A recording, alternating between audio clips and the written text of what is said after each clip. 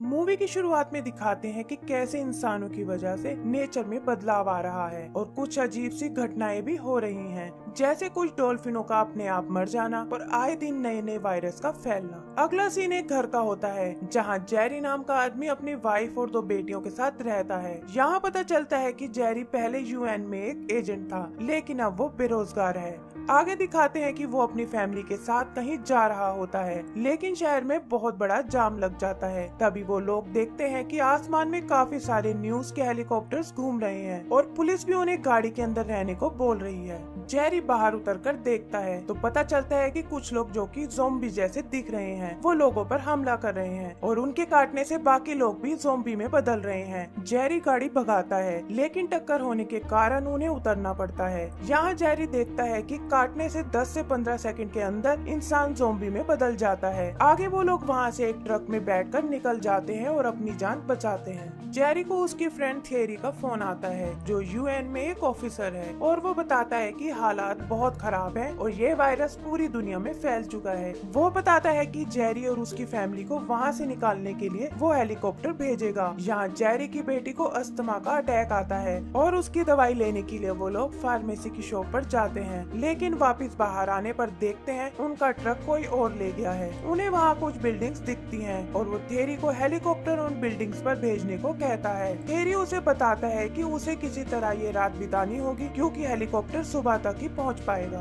तभी वहां भगदड़ मच जाती है और ज़ॉम्बीज़ आ जाते हैं। ज़ॉम्बी से बचते हुए जेरी अपनी फैमिली को लेकर एक बिल्डिंग में घुस जाता है। वहां एक फैमिली उन्हें अपने अपार्टमेंट में पनाह देती है। इस फैमिली में हस्बैंड वाइफ के अलावा उनका एक बेटा टॉम भी होता है। अगली सुबह जेरी अपने फैमिली के साथ बिल्डिंग के ऊपर जाने लगता है और उस फैमिली को भी अपने साथ आने को कहता है, लेकिन वो फैमिली मना कर देती है। जेरी अपनी फैमिली को लेकर आगे बढ़ता है। उसकी वाइफ और बेटियां ऊपर पहुंच जाती हैं, लेकिन एक ज़ॉम्बी जेरी पर हमला कर देता है। तभी पीछे से टॉम आकर उसे बचा लेता है। यह वही लड़का है जिसके घर जेरी रात को रुका था। यहाँ पता चलता है कि उस लड़के के माँ बाप मारे गए हैं। जेरी उस लड़के के साथ ऊपर जाता है और उन सब से दूर जाकर एक कोने में खड़ा हो जाता है। वो 15 तक काउंट करता है, लेकिन देखता है कि वो सही सलामत है। दरअसल ज़ॉम्बी के साथ लड़ाई में ज़ॉम्बी का कुछ ब्लड उसके मुंह में चला गया था और इसलिए वो ये चेक कर रहा था कि कहीं वो भी ज़ॉम्बी तो नहीं बन जाएगा। आगे हम देखते हैं कि थेरी का भेजा हुआ हेलीकॉप्टर वहां आता है और उन सब लोगों को बचाकर यूएन के कमांड शिप पर ले जाता है।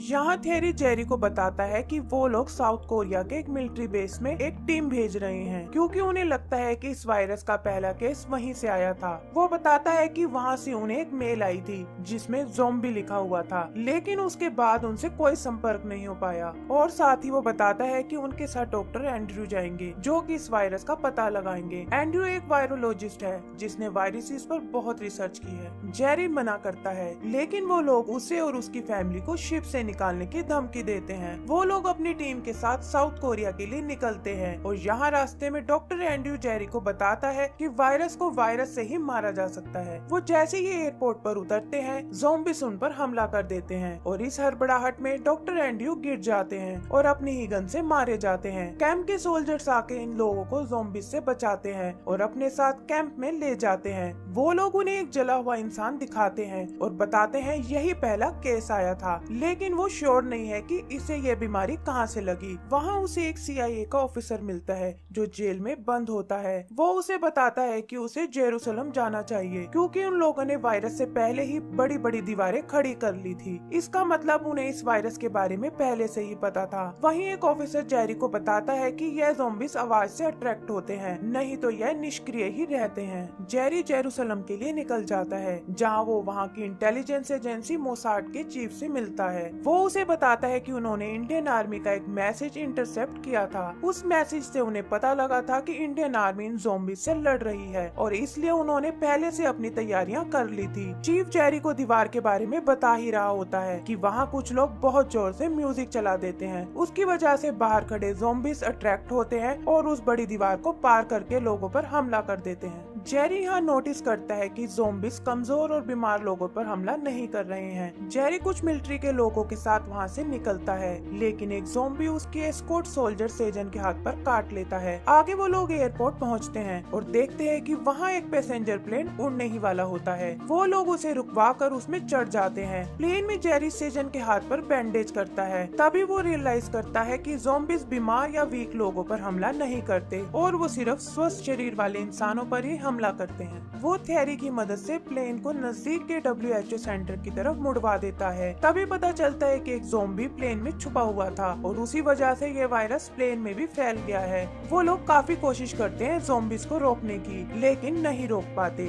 जेरी ज़ॉम्बीज पर एक ग्रेनेड फेंकता है, जिससे प्लेन टूट जाता है और क्रैश हो जाता है। आगे पता चलता है कि प्लेन क्रैश में सिर्फ जेरी और सेजन ही बचे हैं। वो लोग WHO सेंटर पहुँचते हैं, जहाँ जेरी अपनी थ्योरी उन डॉक्टर्स को बताता है कि अगर वो अपने शरीर में कोई बैक्टीरिया या बीमारी डाल दे तो ज़ॉम्बीज उन पर हमला नहीं कर सकेंगे। डॉक्टर्स को उस पर यकीन नहीं होता, लेकिन फिर भी वो इस थ्योरी को आजमाने की सोचते हैं। वो बताते हैं कि बैक्टीरिया वाली लैब दूसरी विंग में है, जहाँ पहले से ही ये वायरस फैल चुका है। जेरी, सेजन और एक डॉक्टर बैक्टीरिया ढूंढने वहाँ जाते हैं, लेकिन आवाज होने के कारण सारे ज़ॉम्बीज उनके पीछे लग जाते हैं। जेरी ज़ॉम्बीज को अपनी तरफ बुलाता है, जिससे सेजन और डॉक्टर वहाँ से निकल जाते हैं, लेकिन जेरी वहीं फंस जाता है। आगे जेरी बैक्टीरिया वाली लैब में पहुँचता है और जैसे ही वो बैक्टीरिया वाली बोतल से उठा के चलने लगता है, वो देखता है रूम के बाहर एक ज़ॉम्बी खड़ा हुआ है। जेरी के पास कोई चारा ना होने के कारण वो एक बैक्टीरिया अपने ही शरीर में इंजेक्ट कर लेता है और गेट खोल देता है। यहाँ जेरी की थ्योरी काम कर जाती है और वो ज़ॉम्बी जेरी को इग्नोर कर देता है। जेरी वो बॉक्स लेकर सारे ज़ॉम्बीज के बीच से बचकर निकल आता है। यहाँ दूसरी तरफ जेरी की फैमिली को एक सेफ जगह फ्रीपोर्ट भेज दिया जाता है।